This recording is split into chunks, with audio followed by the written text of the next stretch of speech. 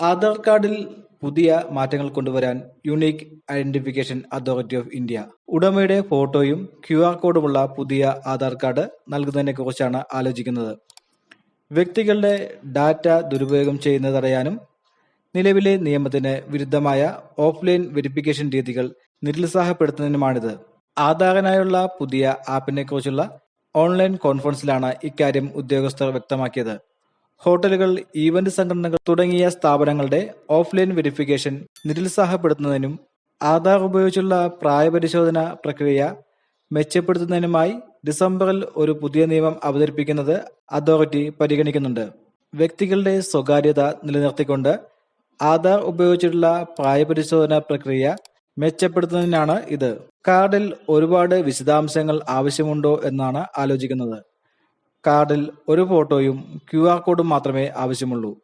അല്ലാത്തപക്ഷം നിലവിലുള്ള കാർഡുകൾ ദുരുപയോഗം ചെയ്യുന്നത് തുടരും. ഓഫ്ലൈൻ വെരിഫിക്കേഷന്റെ കാര്യത്തിൽ ഏതെങ്കിലും ആവശ്യത്തിനായി ഏതെങ്കിലും വ്യക്തിയുടെ ആധാർ നമ്പരോ ബയോമെട്രിക് വിവരങ്ങളോ ശേഖരിക്കുന്നതും ഉപയോഗിക്കുന്നതും സൂക്ഷിക്കുന്നതും ആധാർ നിയമം നിരോധിച്ചിരിക്കുന്നു. ഇപ്പോൾ നിരവധി സ്ഥാപനങ്ങൾ ആധാർ കാർഡിന്റെ ഫോട്ടോ കോപ്പികൾ ശേഖരിച്ച് സൂക്ഷിക്കുന്നുണ്ട്. ഇത് തടയാനായി നിയമം കൊണ്ടുവരാനാണ് ആലോചിക്കുന്നത്. ഡിസംബർ 1 ആധാർ അതോറിറ്റിയുടെ പരിഗണനയ്ക്കായി ഇത് സമർപ്പിക്കും. ആധാർ ഒരിക്കലും ഒരു രേഖയായി ഉപയോഗിക്കരുത്. ആധാർ നമ്പർ ഉപയോഗിച്ച് മാത്രമേ അത് ആധികാരികമാക്കാവൂ.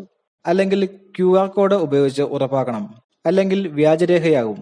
പുതിയ ആപ്പിന്റെ പ്രവർത്തനങ്ങളെക്കുറിച്ച് അപ്ഡേറ്റ് ചെയ്യുന്നതിനായി ബാങ്കുകൾ, ഹോട്ടലുകൾ, ഫിൻടെക് സ്ഥാപനങ്ങൾ തുടങ്ങിയവയുൾപ്പെടെ സ്ഥാപനങ്ങളിലെ ആളുകളുമായി unique identification authority of India ചർച്ചകൾ നടത്തി.